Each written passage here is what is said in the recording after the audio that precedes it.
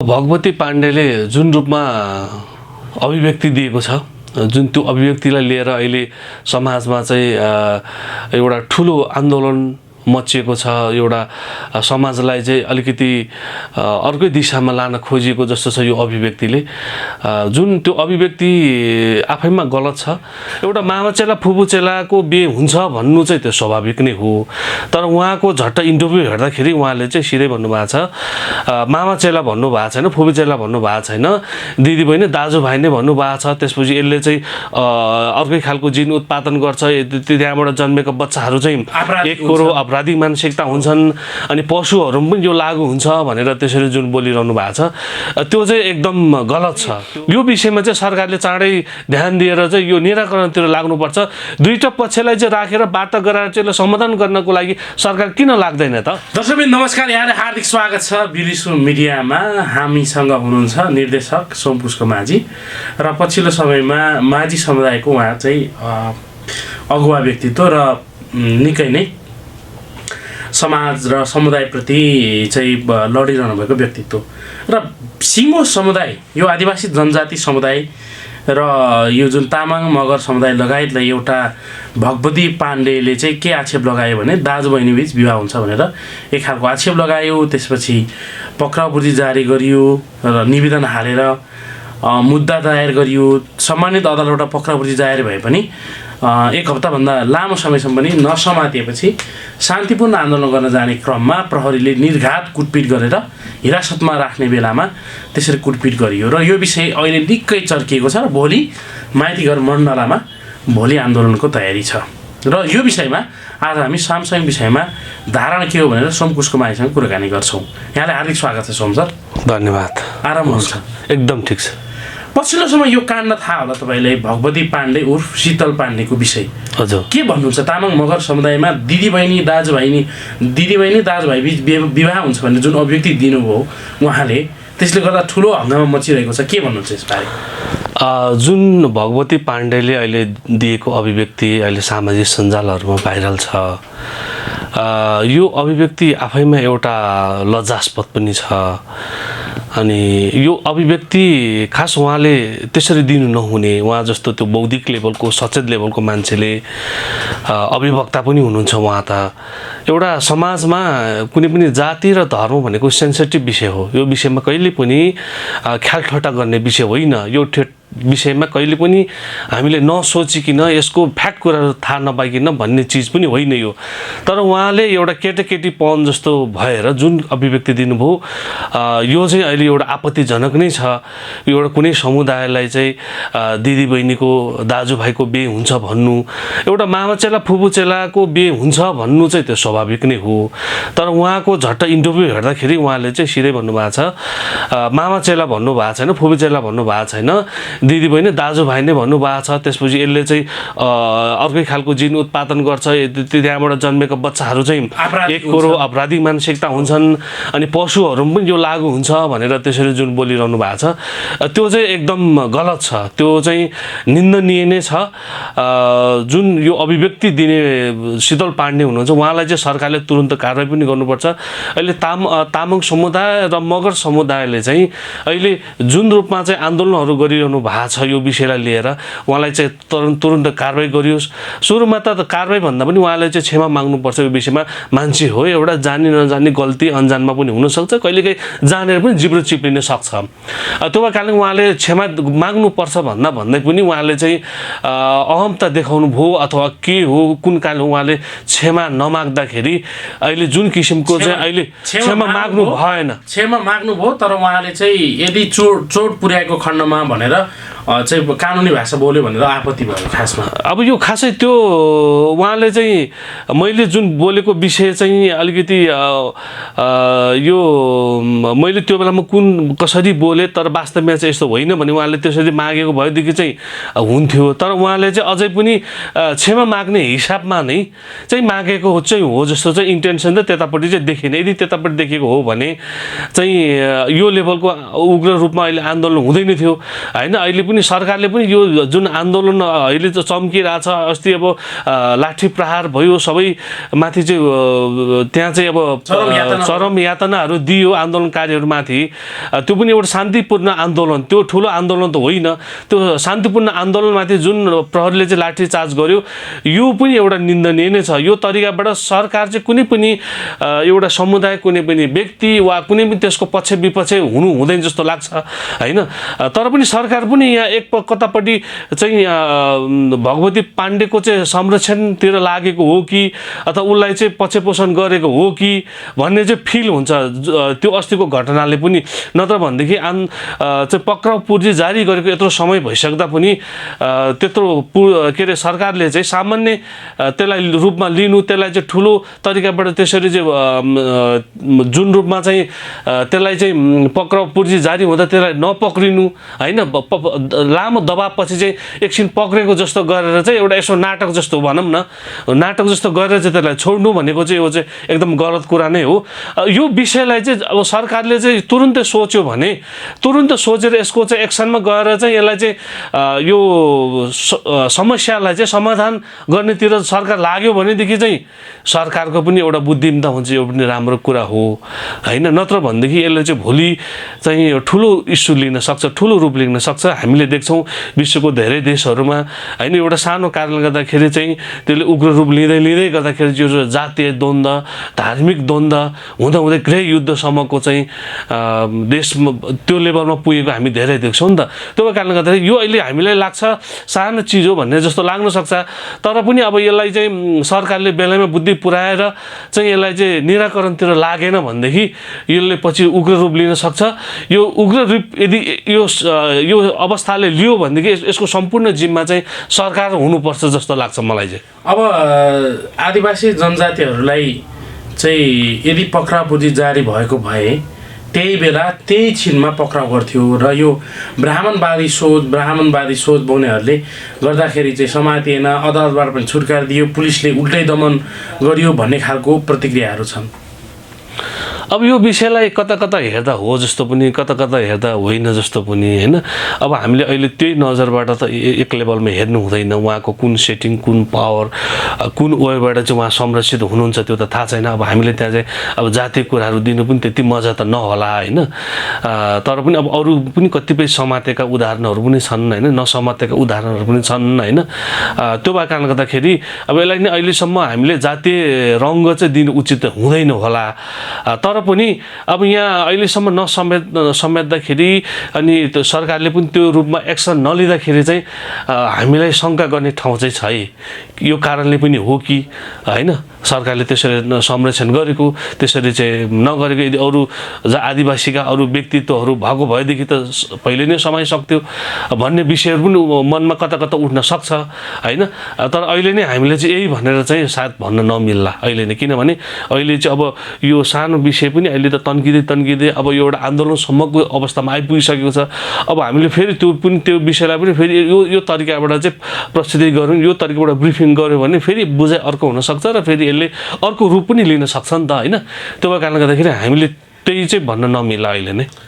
अब के हुन्छ भोलि यदि आन्दोलनको क्रममा फेरि अस्तिको जस्तै खालको धरपकड गर्ने, प्रहरीले गिरफ्तार गर्ने र फेरि हिरासतमा लगेर उल्टो यातना दिने सन्दर्भमा के हुनसक्छ? तपाईँ पनि आदिवासी जनजाति समुदायकै सीमान्तकृत समुदाय अथवा कुन समुदायबाट? आदिवासी जनजाति नै, आदिवासी जनजाति सीमान्तकृत समुदाय हो, त्योबाट बिलोङ्स गर्नुहुन्छ। त्यही कारणले गर्दाखेरि के भन्नुहुन्छ तपाईँहरूले, के छ?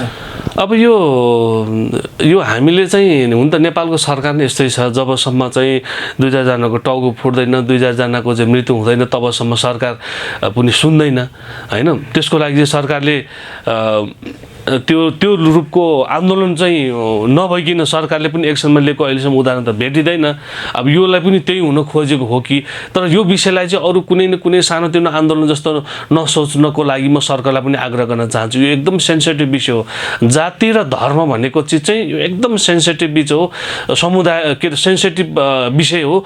यो विषयमा चाहिँ सरकारले पनि ख्यालठट्टा गर्ने, यसलाई हेलचेक्रा गर्ने कुरा चाहिँ गर्नु हुँदैन। भोलि आन्दोलन होला, त्यहाँ भोलि विरोधीहरू अथवा नेपालमा त शान्ति नचाहने व्यक्तिहरू पनि धेरै छन् नि त हैन शान्ति नचाहने पनि व्यक्ति भोलि शान्ति नचाहने व्यक्ति र भोलि नेपालले लडाउन चाहने व्यक्तिहरू पनि त घुसपैठ हुन सक्छ हैन भोलि उनीहरुको यदि घुसपैठ भएको खण्डमा त भोलि यसको परिणाम त नराम्रो आउँछ नि त भोलि त्यो परिणाम नराम्रो आयो भने भोलि त्यसको भागीदार त को हुन्छ नेपाल हुन्छ नेपाल सरकार हुन्छ नि त हैन त्यो भएको कारणले गर्दाखेरि यो विषयमा चाहिँ सरकारले चाँडै ध्यान दिएर चाहिँ यो निराकरणतिर लाग्नुपर्छ दुईटा पक्षलाई चाहिँ राखेर वार्ता गराएर चाहिँ समाधान गर्नको लागि सरकार किन लाग्दैन त हैन अहिलेसम्म एउटा पक्षलाई संरक्षण गर्ने अर्को पक्षलाई चाहिँ लाठीचार्ज गर्ने तरिकाबाट सरकार किन अगाडि बढिरहेको छ त हैन अब यसमा त अब यो अहिलेसम्म केही पनि सरकारले चाहिँ कुनै पनि रियाक्सनहरू नदिँदाखेरि त अब हामीलाई चाहिँ विभिन्न कुराहरू सोच्न त बाध्य बनाइदिएको छ हैन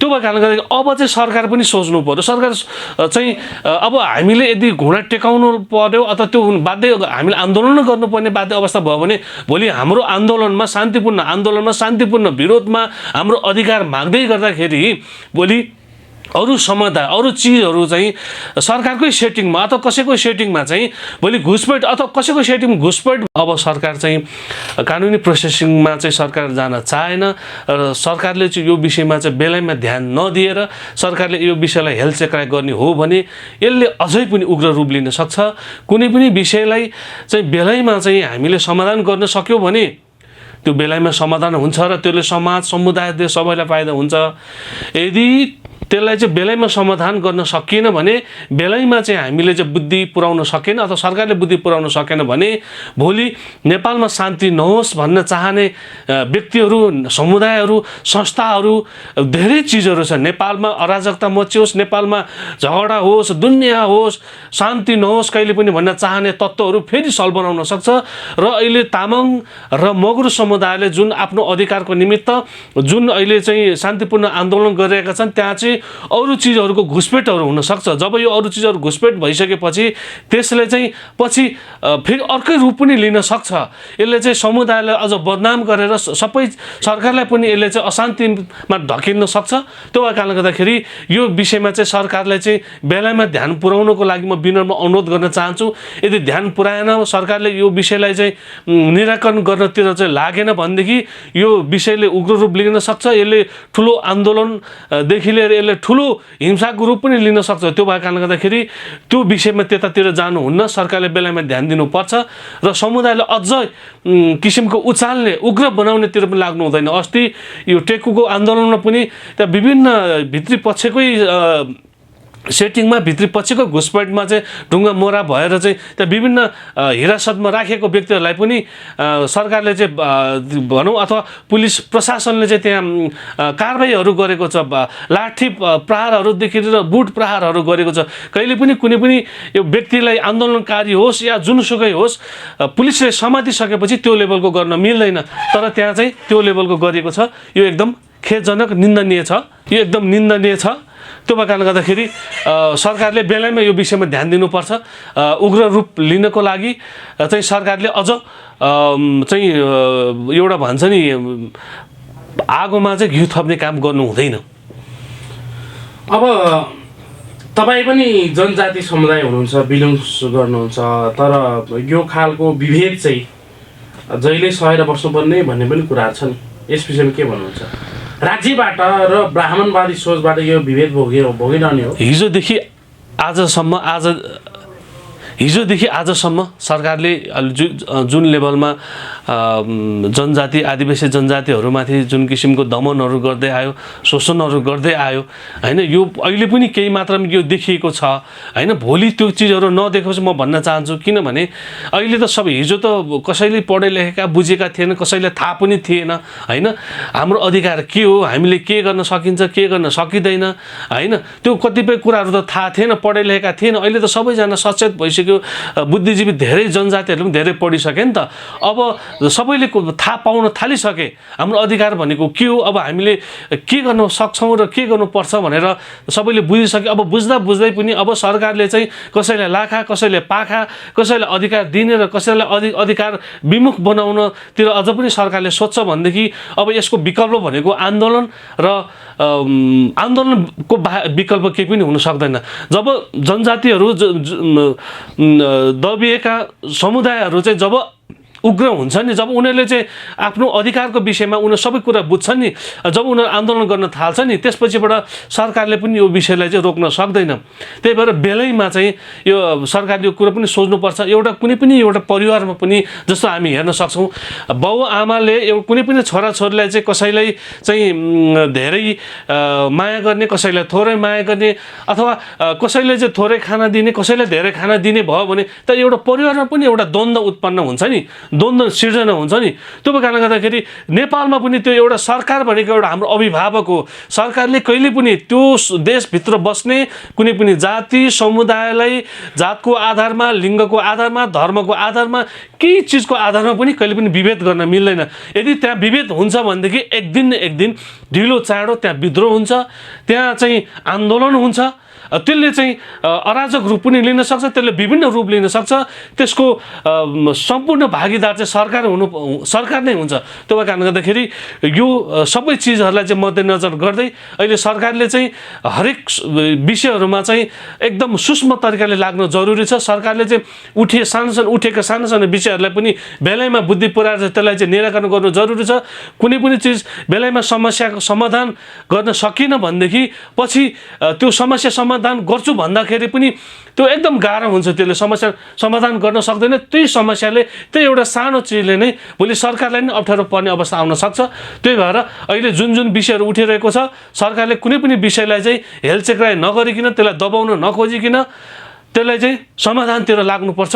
र समाधानतिर लाग्न सरकारलाई पनि मेरो विनम्र अनुरोध साथै आग्रह गर्न चाहन्छु। भगवती पाण्डेको विषयमा के भन्नुहुन्छ तपाईँले? यो खालको सोच चाहिँ आयो, अब चाहिँ राज्यबाट होस् या यो सोचबाट नै यस्तो भएको हो भन्ने छ। यति आन्दोलित हुनुपर्ने आवश्यकता पनि थिएन भन्ने खालको कुरा पनि थियो। तर माफी नमाग्ने र एक खालको प्रविधि देखाउँदाखेरि चाहिँ दोहोरो चाहिँ हुने सम्भावना अझै देखियो भोलिको आन्दोलनले। यसबारे के भन्नुहुन्छ अन्तिममा? अब भगवती पाण्डेले जुन रूपमा अभिव्यक्ति दिएको छ, जुन त्यो अभिव्यक्तिलाई लिएर अहिले समाजमा चाहिँ एउटा ठुलो आन्दोलन मचिएको छ, एउटा समाजलाई चाहिँ अलिकति अर्कै दिशामा लान खोजिएको जस्तो छ यो अभिव्यक्तिले। जुन त्यो अभिव्यक्ति आफैमा गलत छ। दाजुभाइ दिदीबहिनी भनेर जुन किसिमको गलत जुन अभिव्यक्ति थियो, त्यो अभिव्यक्ति खासै ठुलो त थिएन। उहाँले यदि माफी मागिदिएको, बेलैमा माफी मागिदिएको भएदेखि मैले भन्नु खोजेको जी हो, तर यो गलत अर्थ लाग्यो म चाहिँ क्षमा चाहन्छु भनेर उहाँले बेलैमा सबै बुद्धि पुऱ्याएर माफी मागिदिएको भएदेखि अहिले यो रूपमा आन्दोलनको यो चरणमा आउँदैन पनि थियो। तर उहाँले माफी नमाग्दाखेरि र सरकारलाई पनि चाहिँ यो विषयमा चाहिँ जाहेरी दर्ता गर्दाखेरि पनि सरकारले चाहिँ पक्राउ पुर्जी चाहिँ काट्दाखेरि पनि लामो समयसम्म चाहिँ यो विषयलाई चाहिँ ध्यान नदिनु, यसलाई चाहिँ हेलचेक्रा गर्नुको कारणले गर्दाखेरि पनि अहिले अब आन्दोलन पहिलोदेखि अहिले तेस्रोसम्म आइसकेको छ। पहिलो आन्दोलन भनेको चाहिँ सम्बन्धित व्यक्तिसँग कन्सल्ट गरेर चाहिँ यो विषय चाहिँ निराकरण गर्नुपर्छ भनेर चाहिँ तामाङ समुदाय, मगर समुदायका व्यक्तित्वहरू गरेर चाहिँ उहाँको अफिसमा त जानु भएको थियो। मैले पनि विभिन्न माध्यमहरूबाट हेरिरहेको थिएँ।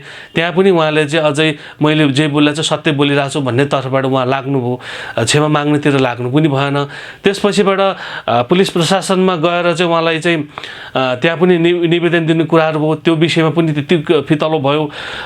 पुलिस प्रशासनलाई टेकुमा अस्ति गरेर आन्दोलन भयो, उल्टै चाहिँ पुलिस प्रशासनले चाहिँ यसलाई चाहिँ दबाउनु खोज्यो भनेदेखि अब कुनै पनि समुदायले, कुनै पनि एउटा व्यक्ति अथवा जुनसुकै चिजले चाहिँ आफूलाई एउटा माध्यमबाट अधिकार प्राप्त नभएपछि, एउटा माध्यमबाट सक्सेस नभइसकेपछि विभिन्न माध्यमहरू त खोज्छ। त्यो भोलि त्यो माध्यमहरू खोज्दै जाँदाखेरि भोलि यो चाहिँ अब जातीय द्वन्द्वको रूपमा अथवा यो विभिन्न गृह युद्धदेखि लिएर ठुल्ठुलो युद्धहरू पनि हुनसक्छ। यसमा चाहिँ विभिन्न नेपालमा शान्ति नचाहने व्यक्तित्वहरू पनि घुसपेटहरू हुनसक्छ। त्यही भएर यो विषयमा चाहिँ अलिकति बेलैमा सचेत हुनु पनि पर्छ। हामी जनजातिहरू पनि अलिकति सचेत भएर यसमा लाग्नु पनि पर्छ। त्यसको साथसाथै सचेत सरकार पनि यसमा चाहिँ एकदम केयरफुल भएर, सेन्सिटिभ भएर एकदम लाग्नु पनि पर्छ। म चाहिँ यहाँबाट के भन्न चाहन्छु भने भगवती पाण्डेलाई पनि उहाँले माफी माग्दैमा त केही पनि बिग्रिँदैन। उहाँले बोल्नु त बोल्नु भएकै हो होइन। उहाँले बोलेको कुरालाई लिएर उहाँले नै मैले यस्तो भयो, यो मेरो कारणले गर्दाखेरि समुदायमा चाहिँ, देशमा देशमा चाहिँ अशान्ति मचिन्छ भनेदेखि देशमा आन्दोलन विभिन्न हुन्छ भनेदेखि किन चाहिँ मैले माफी नमाग्ने भनेर चाहिँ उहाँले बरु माफी माग्दै पनि बेटर हुन्थ्यो। माफी माग्न पनि उहाँको त्यति चाहना देखिएन होइन। उहाँ आफ्नै कुरामा मात्र उहाँ चाहिँ अडिक पनि त्यति देखियो। यो कुराले गर्दाखेरि चाहिँ झन् समुदायलाई अझ उग्र बनाउने र समुदायलाई अझ आन्दोलनतिर धकेल्ने तिर चाहिँ अलिकति बढी अलिक प्रोत्साहन भएको देखिन्छ। त्यतातिर लाग्नु हुँदैन। अहिले सबै चाहिँ अलिकति सेन्सिटिभ भएर बेलामा यसलाई निराकरण गर्नुपर्छ, नत्र भने आन्दोलनले जुनसुकै रूपहरू लिन सक्छ, जुनसुकै आकार प्रकारहरूमा बदलिन सक्छ। यदि त्यो भयो भने यो भोलि सरकारले पनि यो थाम्न नसक्ने हुनसक्छ। यो सेन्सिटिभ चिज हो, यो सेन्सिटिभ विषय हो, यसलाई चाहिँ ख्याल हो, सामान्य हो, यो चाहिँ त्यत्तिकै यो 1-2 दिनमा हराइजान्छ बिलाइजान्छ भनेर सरकारले पनि यो अथवा जुन सम्बन्धित व्यक्तित्वहरूले पनि यो सोच्नु हुँदैन, निकायहरूले पनि सोच्नु हुँदैन। यदि यो सोच्छ भनेदेखि यो एकदम गलत हुन्छ र यसलाई चाहिँ सच्याउनको लागि म सम्बन्धित निकाय, सरकार अथवा सबै निकायलाई चाहिँ म विनम्र अनुरोध गर्न चाहन्छु। Thank you so much. धन्यवाद।